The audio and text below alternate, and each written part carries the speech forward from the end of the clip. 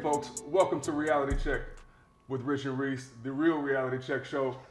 No, y'all didn't see me episode. I don't even know if that was 6 or 5, whatever. You didn't see your boy. That might have been 7. Who knows? It don't matter. This is the next episode. It's the only one that matters, okay? If my boy wins the Emmy for his solo performance, that's fantastic. Still don't count, okay? It still don't count. I'm back in full effect. We got a number of topics to get through today. It's been a cool week in sports.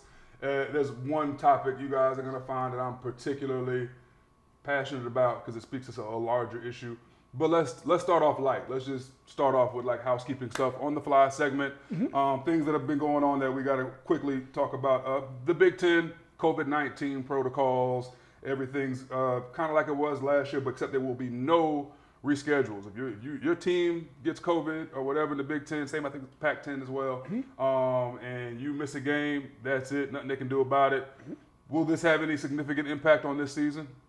Oh, I think it will. I think it's inevitable for people to catch COVID. So the first thing is, I just came from Marshall a few weeks ago, and the guys, the majority of the team have been vaccinated, just like the majority of all college teams. But I think it's inevitable just going to school, integrating with just students. Yeah, that's a good point. You know, going in and out of campus. Just my personal opinion that kids are going to catch it. I don't know how it plays out. I don't know, like, is the NCAA testing these guys before they go everywhere? Yeah. I don't really know the schematics of it, but I think that in some capacity is going to play out. So basically what you're saying is, because you're the perfect person to ask this question to, because you're in and out of college campuses all the time. You go all across the country speaking, and you think this is going to have an effect on a football club at some point. Yeah, I just believe that when you integrate all these kids back into normal populations, you're going in and out of state, you're getting back and forth on planes, and you're going in and out of hotels. Just think about this, the people that you encounter even before games, you know what I'm saying, all of the staff throughout hotels, just in some capacity, bus drivers, the people who you eat your pregame meal with, there's a lot of so much interaction. There's so much interaction. Everybody doesn't have these checks and balances. And it's not like you have to be a part of a certain socioeconomic status or you have to be a specific group of people to get COVID. You know, this thing can happen to anybody, anywhere, anytime. You can go in and out of Target and touch the wrong thing and wipe your face, wipe your nose. That's all I'm saying. I think it's just going to, this is the thing that we're going to have to live with. To your point, you can also, as we know now, you can catch COVID if you've been vaccinated. Yes. So there's no like one thing that's going to prevent it from happening or spreading. You know, there's protocols in place to reduce risk and exposure. But it's college campus, man. Kids going to be kids. Shit going to go left. We know that. It's just how pretty it is. much. Another interesting story, we're watching the NFL preseason. We're going to have an NFL kickoff show for you guys where we're going to really give our picks, who we think is going to be, you know, the teams to watch in the NFL this fall. I actually can't wait for that. I'm looking forward to talking NFL. But right now it's preseason. Usually no one cares about preseason. Difference in this preseason, though, is that there was really no preseason last year. Guys haven't had opportunity to really show what they can do. With all of these Zoom practices they've been having over the last 14, this is a lot different than we was rookies. They got Zoom practices and stuff now. This is their first chance to really show what they can do, and now NFL preseason games have had a little bit more kick to them this fall, which I'm liking, or this summer I should say. What I'm hearing out of Chicago is that Andy Dalton is already, Matt Nagy said, hey, Andy Dalton's going to be our day one starter over Justin Fields, who has looked fantastic in the preseason. At times, he's looked, even for small periods, kind of dominant. And he brings a different element, we know, than Andy Dalton. But I think Matt Nagy feels like Dalton should be the guy to at least start the season. How long will that last? And do you think that's the right decision? Yeah, I think it's the right decision. I think it will last until Andy Dalton doesn't make it, doesn't force the issue, right? So he's an experienced quarterback. He's been in the league for a number of years now.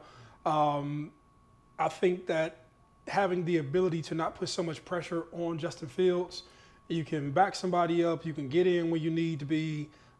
There's nothing you're going to do within the first 3 or 4 or 5 games that like makes your career, like you're not going to do anything within the first 5 games to extend your career or make your career better than what it is. But you could do something in the first 3 or 4 games to break your confidence for the rest of your career. You know what I'm saying? Look at Joe Burrow last season. Yeah, and you can do that. And so I just think if you bring the guy in, you let him get a ton of reps at practice, you let him see a ton of what's going on, you teach him how to travel, teach him how to be a professional. Not to say that he's a bad kid, but if you just have the ability to just to back somebody up, learn. No difference. I always take it back. I remember Aaron Rodgers backing up Brett Favre, right? Absolutely. And Brett Favre was out front. He was leading, and essentially he was coaching the person to take his job. You know what I'm saying? And Brett Favre didn't like it so much, and of course he wanted to play until he could not play no more. And I'm pretty sure he played too damn long. He played for a number of years, but I think it's the same thing with Justin Fields. And like you look over the years of just guys who have kind of, I don't want to say waited their turn, but guys who have had a chance to develop. And then once you get in the game, once you have your confidence, once you're not the national conversation about what you're going to do and dealing with the media pressure, it's just, I think it bodes well for Justin Fields in the long run. Yeah, I thought we might disagree on this one, but I don't think we will. Here's the thing, and the NFL is a constant long-running experiment with top quarterback picks because everyone has a different philosophy on how to bring along. Some coaching staffs feel like you got to throw the kid in the fire and sink or swim, let him figure it out, and he'll be tested and forged in fire. Some think, no, let him watch, let him get mental reps, let him understand, like you said, to your point, how to be a pro. I think mentorship in the NFL is so underrated. Yes. It's one thing that we're just not seeing a lot of because there's this pressure on every GM, every coaching staff, particularly when you have a top, I'd say 8 to 12 pick. Yeah. That means you were bad the year before, which means there's pressure on you to be good. So if you're that GM, you want to turn the ship around right away. Yeah, quick. And every GM makes the same mistake. Man, I got to get this thing turned around. Put the kid out there. The people want to see him. Let's sell tickets. Hold on. Look at the long run, man. You throw that kid out there, he's not ready to rock and roll. He goes out there and gets his ACL blown up because you put him behind a horrible offensive line like Cincinnati did with Joe Burrow, and now you've stymied this kid's growth for X amount of weeks. I say even the bigger thing, confidence. That's what I mean. So you were saying in regards to the physical component with Joe Burrows, I think just for anybody in any profession, if you get your confidence broke earlier, it just takes a while to repair that. Look at David Carr. It takes a while to repair. David Carr, big Fresno brother. State. Yeah, Fresno State, big brother of our Raider quarterback Derek Carr. Man, that kid was a stud coming out of college. He really was super talented kid. Heisman finalist. Man, the dude had an arm, dude had legs. He could do it all. He goes to the Houston Texans. They have a O-line full of straw men, and he gets destroyed week in and week out. And still, actually, people forget this. He made some nice plays while getting just his head beat in. And after 2 years of that, man, the dude just looked in the mirror and was like, I don't think I got it. And it's not even 100% on him, obviously. But he's the extreme example because everyone thinks they're going to get an Andrew Luck. They think Trevor Lawrence is going to be Andrew Luck. Can I ask you a question? You just made me think of something as you were talking about that. Could it be that people see the longevity of somebody like Tom Brady and they say, hey, we don't need to accomplish everything right now with this person. You look at maybe what somebody did with RG3 and throw him in there. You look at all of the quarterbacks that came through Cleveland, and you look at other people and say, you said all of the ones in Cleveland. Yeah, Cleveland all of them. Hasn't been one yet. But I'm thinking, does this GM say, hey, we don't have to have him have success right now? Even when you look at, and this is with all due respect, Dwayne Haskins, you know what I'm saying? And we're in a data-driven world. It's hard to believe that they don't have the information to say, okay, of the top 10 quarterbacks who came out in the last 10 years, of who started, this is how they performed, and this is where they at right now in the league. I just thought like that. And so Tom Brady's 44, bro. And still at it. Why? Mentorship.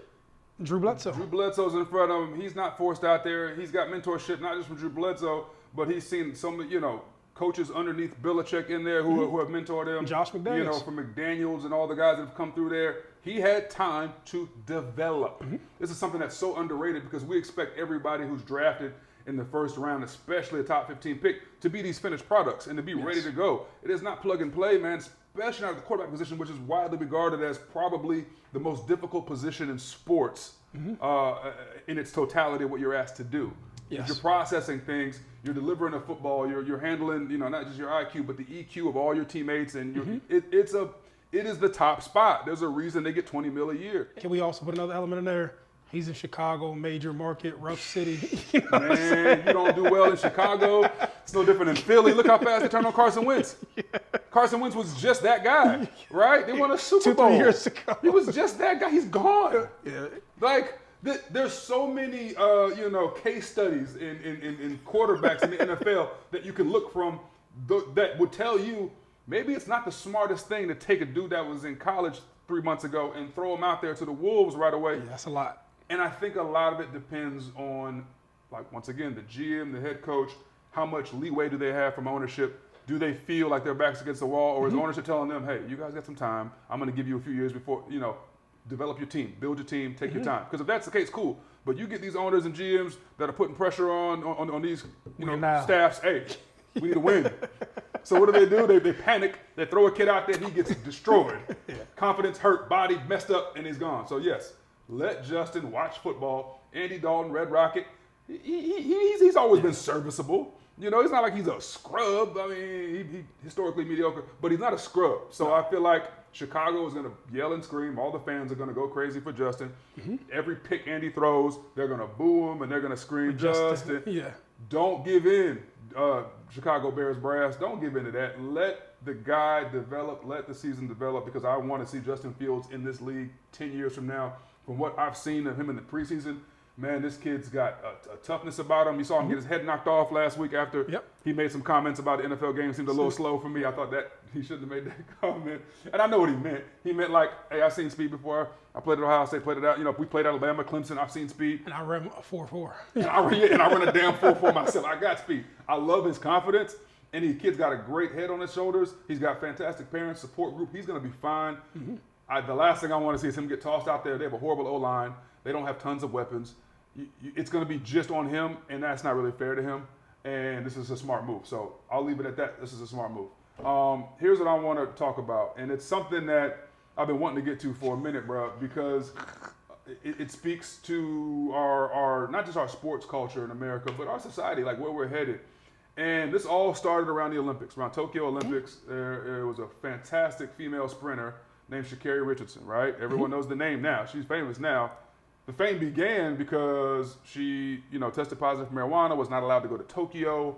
The Japanese were very serious, especially in Tokyo. But she crushed everybody in a 100-meter dash. She dominated a 100-meter dash. I believe it was at either the Nationals or Worlds or some, and she looked really good. She qualified, obviously, to be in the Olympics and could not go because she had a death in the family. She said it later. Your mother passed. She had a lot. She had a lot on her heart. Completely understand that.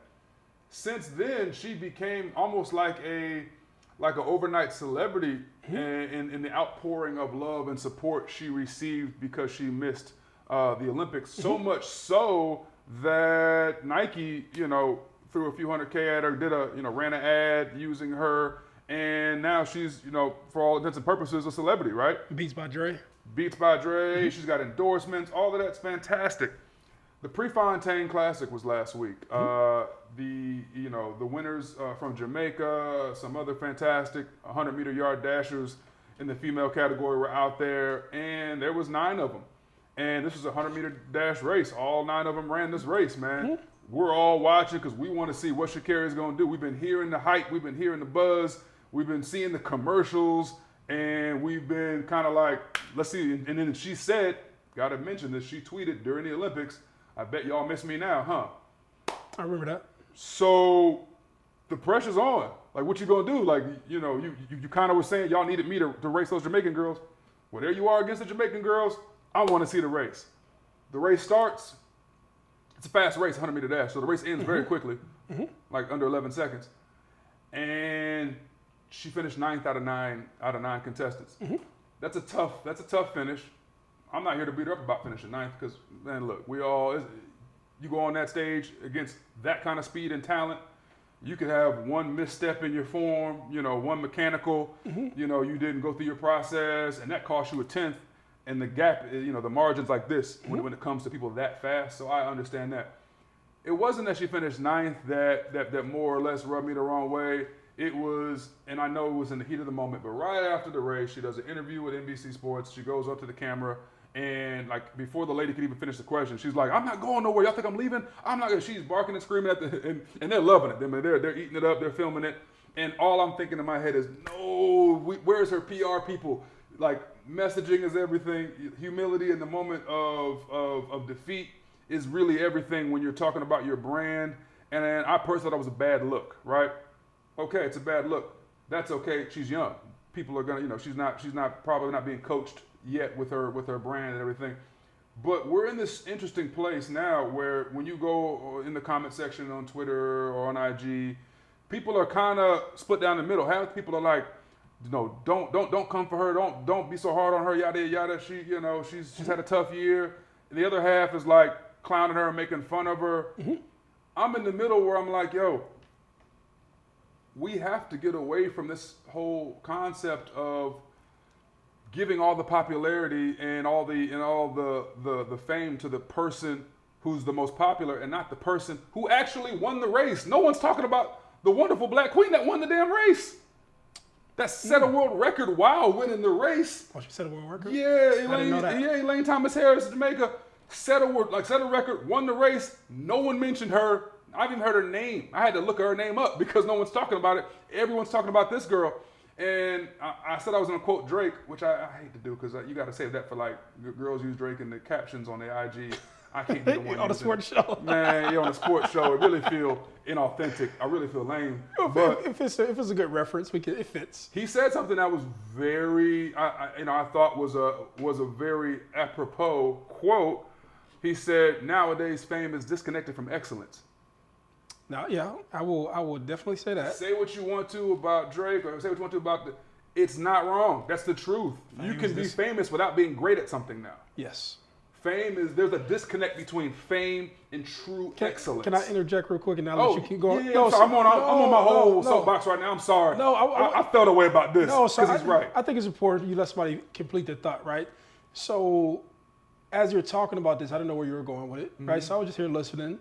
And when you reference the Jamaican girl not being notarized or not being mentioned for what she did, and then you talked about to the person who garners the most attention. It made me think about when we talked about the Paul brothers, right? Yes. Where entertainment and what's going to get viewership, the cameras don't have any.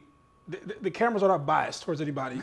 It cares about who's going to get the most attention. Man, don't it? And I'll tell you like this. I went through this with ESPN. I used to have this like, every time that they put something bad on me, I used to hate them. This was like 2002, 2003. Yeah. I was like, oh, why y'all saying this about me, right? And you were on TV like every day those couple years. But you can think to yourself like they really dislike you.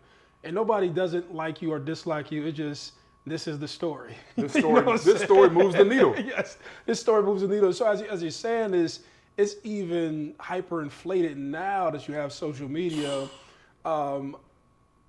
You had your group of people who wanted to see her race. Some wanted to see her fail. Some wanted to see her succeed. But you're right. That her reaction after what happened, be it good or bad, her reaction became like the dominant storyline. And that's the story, not the winner anymore. No one cares about who won.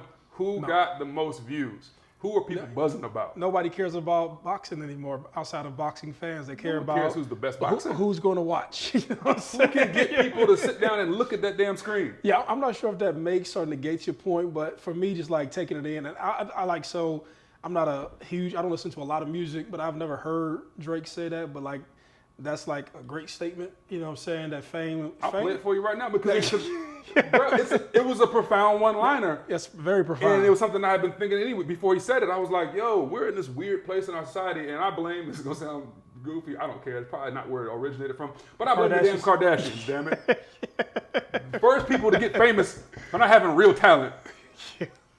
And it just caught fire. You know what? I don't really need to be good anymore to be famous. Yeah, they just probably keep being on camera. Like, just keep saying wild shit. And they'll tell you, like, well, we're very wealthy from...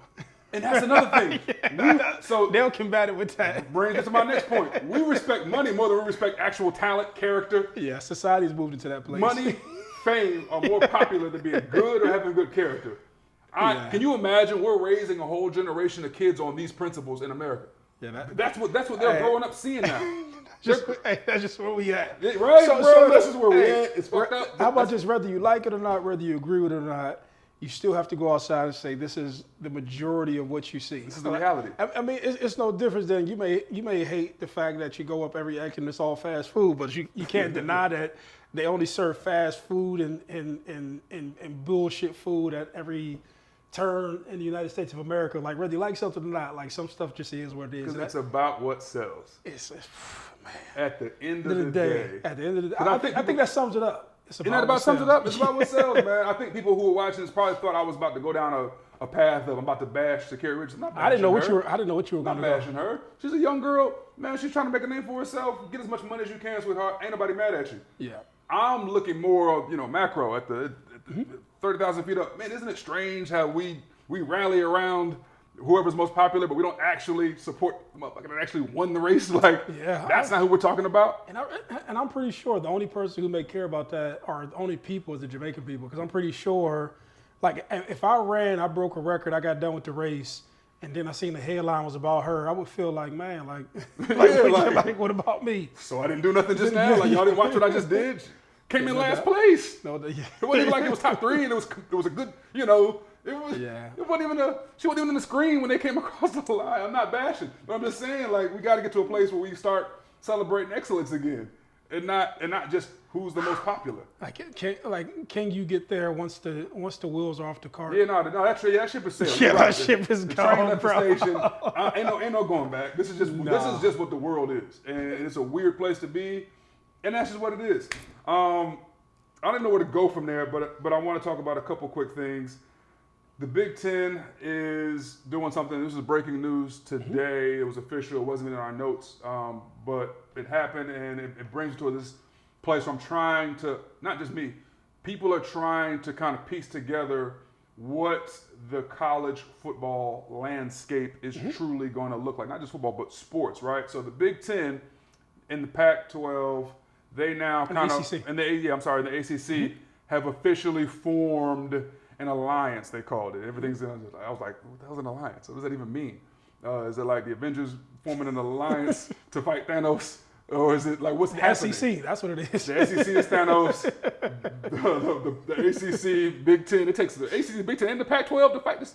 Pretty much. That's what it takes. So the alliance has been formed officially. Yes. I'm assuming what it's meaning is essentially these teams will schedule each other a lot in non-conference games and kind of like work together. I don't know if they'll be pooling resources or how it's going to work. But as the SEC is slowly getting stronger and expanding and adding Texas in a handful of years and Oklahoma, which, by the way, Texas, what are you doing? Texas, what you going to do in the SEC? You got smoked a couple years back by the Rock Chalk Jayhawks. Let me give you this. Go ahead. What's Texas going to do? Do you understand Texas' biggest benefit right now? What's the benefit? Yeah, because I don't know the benefits. Let me name it for you. Texas is taking advantage of Baylor being suspended, or the sexual allegations that came out a few years ago. Huh.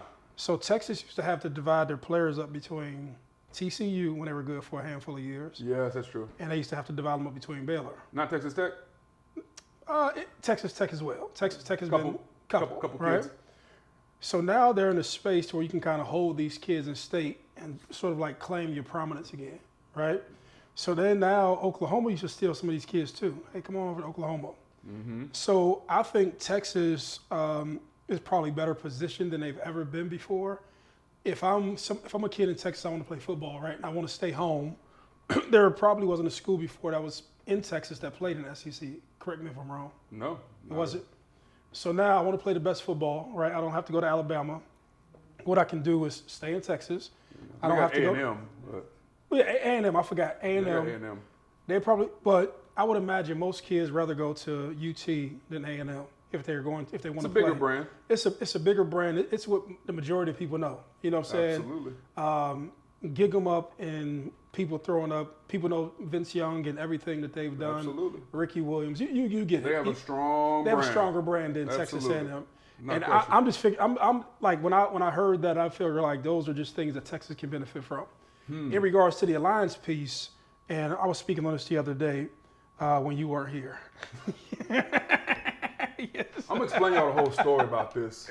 Okay, and we'll hear you all's comments. Realize one, he's an asshole, and two, this show's better with both of us. But go ahead. Hey, but this is the serious part. I'm thinking that the only way you can combat these people, and I said this the other day, the only way you can combat these guys is to create more bowl-like games on a regular basis. Because when you're in the SEC, big time games, a lot of viewership. Yes, and so Big time night games. If you see the wording, you have to pay attention to the wording. So when the wording comes down, it comes down from somebody saying, how are we going to put this out to the public? They said we're going along with the evolution of college football. That's basically them admitting that this shit is changing. Sure. And SEC is kind of like taking the reins and they just run it, right? And we know that we'll get fucking left in the dust if we don't align with one another, right? And where you would have to wait for the Rose Bowl, you had to wait for these postseason matchups to see a Stanford versus Ohio State or Oregon versus Oregon versus Clemson or whoever versus whoever. Now we can schedule these things on a regular basis. Okay. Your viewership is now the ACC, Atlantic Coast Conference, the Pac-12, which is the entire fucking West Coast, and the Midwest from the Big Ten. So just imagine the viewership that you have, right? And imagine them saying like, okay, don't go play these bullshit teams during the first part of the season. Play a bullshit team in conference. You know what I'm saying? Between each other, right? So don't go line up. Because it's still a bigger matchup. It's still a bigger matchup. Draw more viewership. You just have a better group of people to pull from. You know what I'm saying? Like, so if I'm the Big Ten and I got to sit here and I got to choose between, okay, we got Minnesota, Northwestern, Michigan, Ohio State, Indiana sometimes, and then the rest is kind of like, you know what I'm saying? Now you can pick across. I'm not going to play Maryland or Oregon. Listen, you can pull across 3 conferences, and the chances of you putting together a legit schedule where people want to see these games. I'm not going to play, Rutgers, or am I going to play Louisville one day, which is a much bigger game. And that's what they're saying. Keep your autonomy, right? Stay Pac-12, stay ACC. You already got TV contracts. You already have that in place. But let's just tell the public we're going to be intentional about playing each other. That's what I think it is. The Texas and Oklahoma move is saying, hey, we're joining the conference. It would be too much to merge 3 commissioners, right? So you have the Pac-12 commissioners, sure, ACC commissioners, Big Ten commissioners. It's a lot. That's more of a logistical nightmare. And then traveling and all that, it's just a headache. We can go get 30 lawyers. We can go get a team of schedulers, and we can get together once a month, and we can start to say, okay, starting in 2023, how are we going to start scheduling each other, right? Yeah. And how are we going to play each other? And I'm pretty sure there's people in the background that say, okay, we generate X amount of dollars in revenue from Oregon. You know, so we know Oregon's fan base and Ohio State's fan base. We could talk about when Terrell Pryor played Jeremiah Masoli. You know what I'm saying? You can hype all those things up, and you can get the Rose Bowl, or you can get teams that you probably wanted to see in the Rose Bowl or you wish to have played. You can go get a USC now. So what happens when USC plays Clemson? What happens when Michigan plays USC during a regular season? So I did not think about that aspect of it. You actually just taught me some sports, which, like, bro, I didn't even look at it from that standpoint. This is a huge win at the end of the day for the fans, because you're going to get to see, that's what I think, bowl game type atmosphere on a type games in the regular season that you would never get to see, generally speaking. And I think it all speaks to the idea that teams know, in order to get one of these playoff slots, you're going to have a strength of schedule at a certain place. You're going to have to, people are going to have to see you on that stage. And what better way to do it than to schedule? So what's been Ohio State's biggest knock? We don't play anybody. Strength of schedule, right? So now you have 3 conferences to pick from. Hard to run from people, bro. What you gonna say if we go and beat up on Oregon and beat up on Washington State, run through the Big Ten as usual, Oregon State, and still knock off USC? You can't say nothing to us. When December comes, of course they're gonna be top 4. But then the playoffs expanding too. But I believe it is. I didn't know that. Yeah. The playoffs will be expanding to 8 teams. To 8 teams, I believe. And I forget. I gotta ask our producers. At one point, I know one of you guys look up what year it expands real quick. I don't want to give people bad information. But I believe in the next couple, either next season or the following, it'll expand, which is huge. But I talked about this, right? I'm one of those people who embraces change, right? Yeah. And it's inevitable. It's basically life. You know what I'm saying? And things change. Your traditional jerseys turn into a cooler jersey for a cooler generation. Your helmets go from old Rydell's to Air Max to what they're into today now. And I'm just one of those people just say, instead of fighting everything, like just move on, evolve the sport, evolve the game, evolve the brands, And, you know, and let it be what it's going to be anyway. Let us go. Because 80 years ago, we couldn't have played football in college. No. Right? I mean, talk about change. We wouldn't have been allowed to even come out there and kick it with y'all. You wouldn't know who we were. So, yes, change definitely is a good thing when you look at it like that. So that's fair. The Big Ten, you know, I thought at some point maybe, and it was floated the idea of an Ohio State jumping ship and going to, you know, but like you said, at the time when it happened, which is just the truth, Ohio State ain't going anywhere. Ohio State is the Big Ten. Yeah. And the brand's too strong. So thanks to our producers, we have word that it won't be able to change. And I mean the college football playoff expansion won't be able to change officially until ESPN decides what it's going to do with the CFP contract. And then that's going to take, you know, a bunch of other signatures and stuff to happen.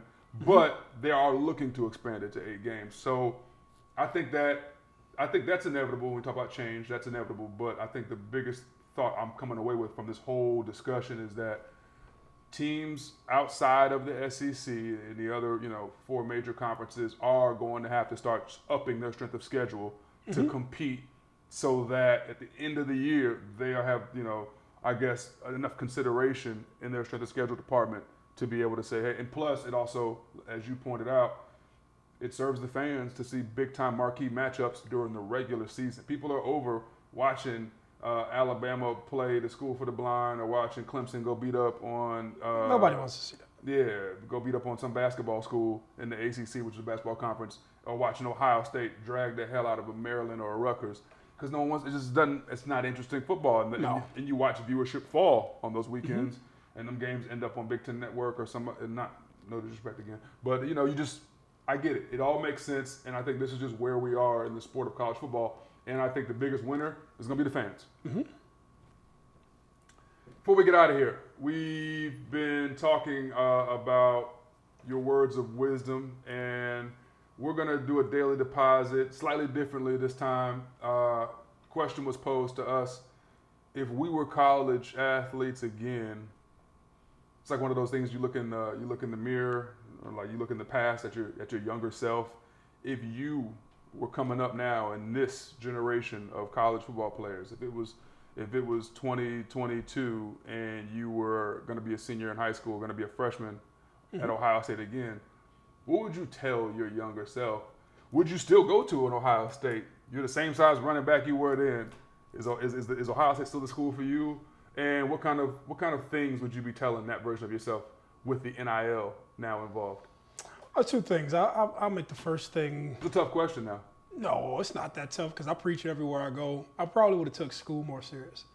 You know, this is the biggest thing. I think that when you're younger, you're a little bit naive, and you think that football is everything. You know what I'm saying? You think that I think every kid who goes to a premier Division I level school, I think that he believes somewhere throughout his tenure he has a shot at making it. You know what I'm saying? Yeah.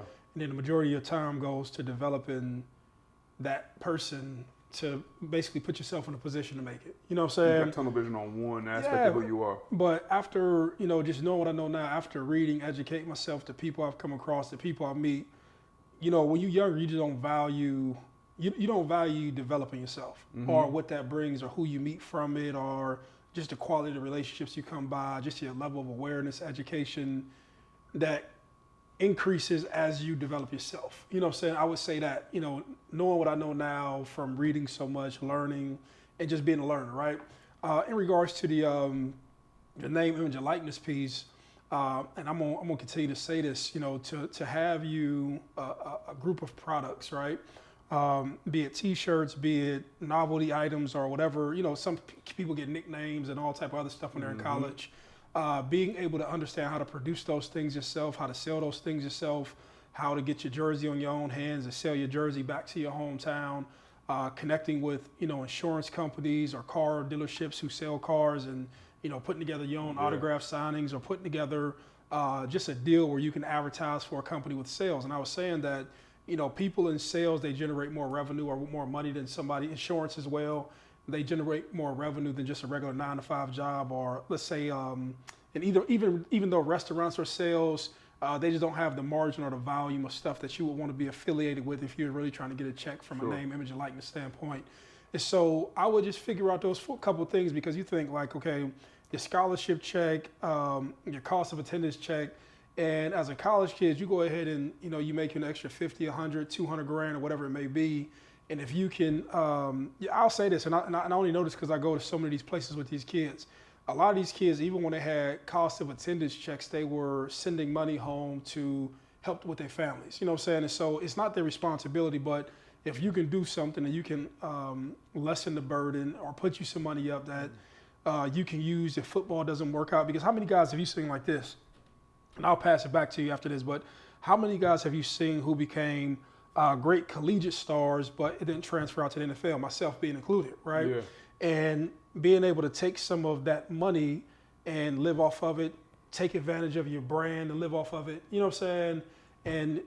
And sort of, that's kind of like where my mind is at, or something that wisdom I would impart on myself if that you would have really infused your entrepreneurial spirit into your younger self and really instilled those values. And yeah, because you have a shit ton of social equity. Take J.T. Barrett, correct? Right? Yeah. So I don't know why I just thought about him. Take Cordell Jones. These guys are legends in his hometown.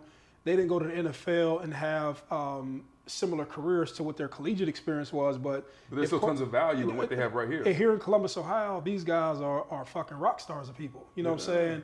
And if you can imagine if they were getting paid before they went to the NFL, if they were getting paid and if they were doing all that stuff and you had money to come back to, or you had some sort of enterprise already set up. Yeah. Before I leave, I would say this. Now that name, image, and likeness is a thing, most kids have no clue that their scholarship is sponsored by a donor.